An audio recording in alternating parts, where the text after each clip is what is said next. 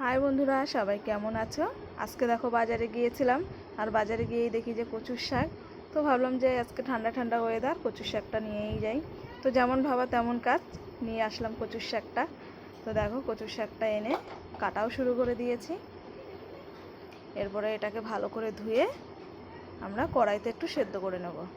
তো দেখো কড়াইতে সেদ্ধ হতে হতে চলো একটু বাইরে থেকে ঘুরে আসি। তো দেখো বাইরের ওয়েদারটা কত সুন্দর, আজকে বৃষ্টি পড়ছে।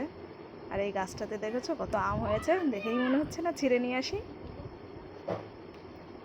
তো আমাদের কচু শাকটা সেদ্ধ করা হয়ে গেছে, জল ছাড়াও হয়ে গেছে। এবার কড়াইতে তেল দিয়ে আমরা রসুন ফোড়ন দেবো। আমি কিন্তু কচুর শাকে কোনো পেঁয়াজ দেবো না, আর এর সাথেই আমি একবারে চিংড়ি মাছটাকেও দিয়ে দিচ্ছি। তার ফলে কিন্তু ফ্লেভারটা খুব সুন্দর ঢুকবে কচু শাকের মধ্যে। আর এর মধ্যে আমি কাঁচা লঙ্কাগুলোকেও একবারে চিড়ে দিয়ে দেবো।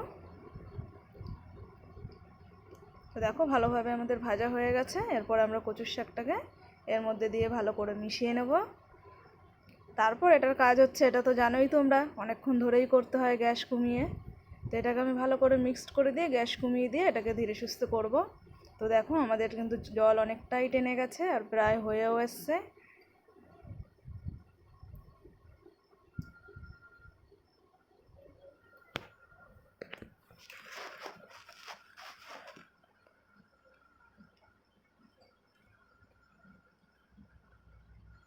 তো ব্যাস আমাদের কচুর শাক রেডি।